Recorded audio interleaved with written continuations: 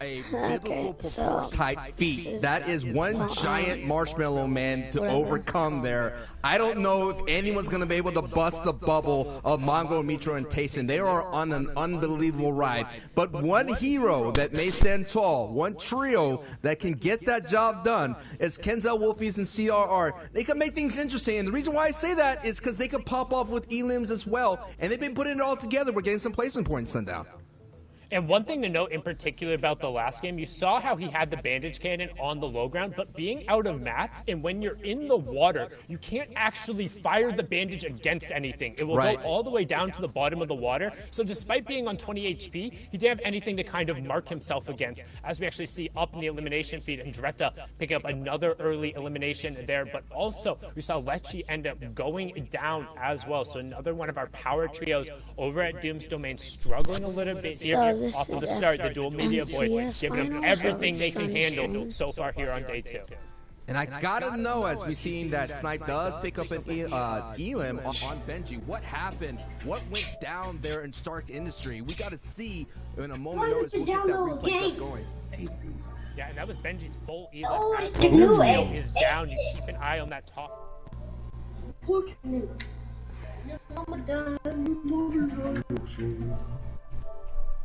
After these guys, it will be them. You can see Anas already holding on to elimination. Flick finds Mitro off of the start. And not only that, but the power weapons in their hands. You can see Tayson tries to make a little bit of an escape here, but you know they're going to ride that one down right away. Big white tags coming out there. And Flick, who accounts for 75% of this trio's eliminations, pre-zone of 5, is going to find his second one here. And they're going to wrap up for the first time in this tournament. Tayson, Mitro, and Mongo go down with 0 points. They had never finished lower than 7th place before this, and that was all the way back in the first game. So now, all of a sudden, that battle for second place, everyone else gets that one opportunity to kind of, I believe the technical term is, shrink that leaderboard gap just a little bit. Oh man, and that is the story that we have now developing. I took a look at Twitter, okay? I took a look, and Flick, all he tweeted out was a demon emote. That's all, emoji. That's all he tweeted out. Anas, he said, we should have never left. I'm telling you, the problems of switching from their drop spot. They switched from that dirty docks where they were being so strong and so prominent, and they had strong finishes. When they switched to retail row, I just think they noticed that it wasn't enough. They weren't getting their power weapons. They weren't getting all the resources that they need for their playstyle. And now they realize that, hey man, you know, you never know. They could pop off. You never know, Sundown.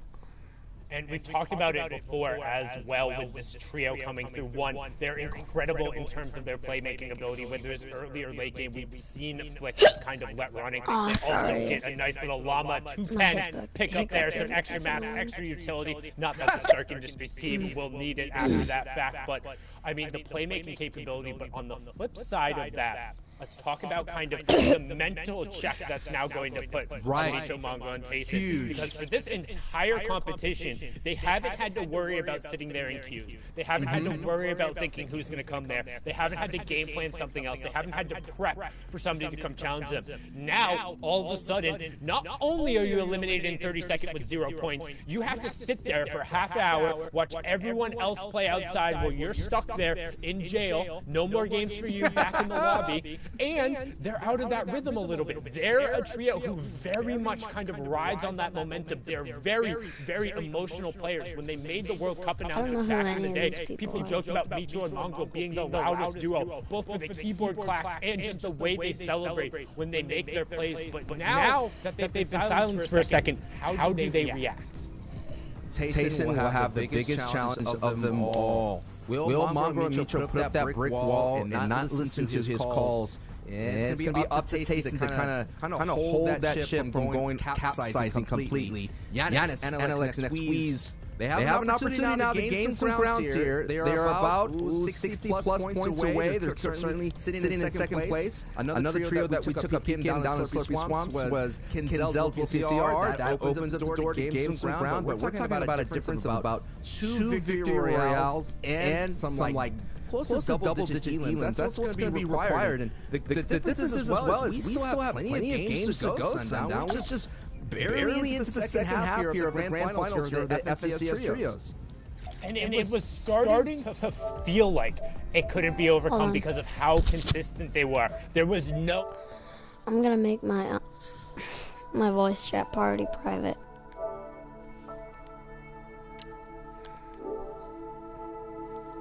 If I can.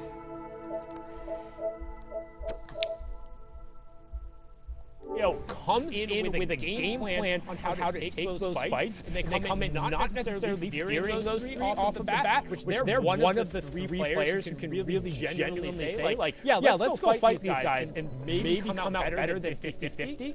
Now all of a sudden, you're gonna think, okay, Mongo really wants to get revenge there, but if they're not, they haven't had to practice this drop being contested through the first 6-7 games. Now all of a sudden, 8th game they lose it. 9th game if they lose it again, there's gonna be that seed of doubt in there. But right now, Razumi trying to get a little bit of doubt on this team, rotating away here, and a little bit of storm tags as they just may utilize their soft mats to get into position. And Sapphic's trio here is looking for a good start here in day 2. Haven't got any points at the moment in 11th place. Saphic has been one of our slayers here in the region, picking up 15+ elims by himself. Speaking of opportunities, opening the door here. It feels like, you know, at Anos, Thomas St. Flick has slayed the beast, right? Now all the villagers are going to have a good time to try to claim the castle up there. And Nikos, Conan, and Flokies have an opportunity to storm that castle. They're sitting in 4th place at the moment there. They're still about 30 points away, so that is a victory royale. They could definitely do it in one punch, but they could slowly jab their way up their leaderboard, Sundown.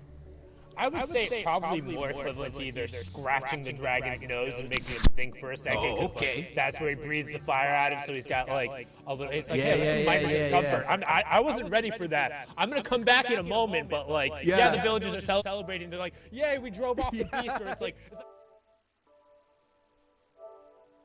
the great white shark face. But that shark is still in the water with you. Yeah, you showed that maybe you might be a bit of a threat. Maybe you can punch back, but he's still there. They still exist, and while they're going to be forced out for just a little second, who takes advantage of that attitude? I'm in Party Royale. I'm joining. Oh, I don't. Can you join? I don't think you can. Oh, this is waiting for Best Boy Landon to video. Okay, I'm coming back.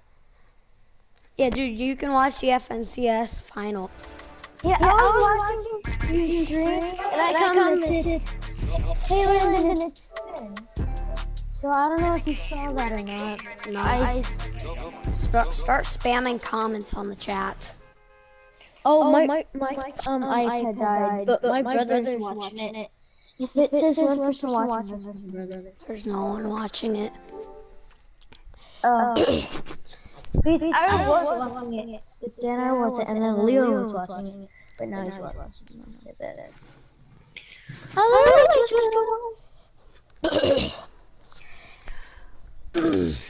I was Where do you go? It's at the big screen. Wait for me. Hold on. Wait, I'm here.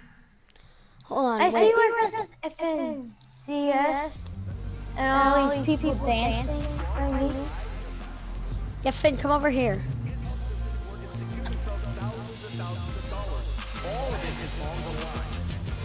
I was at the main stage. Dude, there is a, come over here. There's a zip line that goes all the way over there.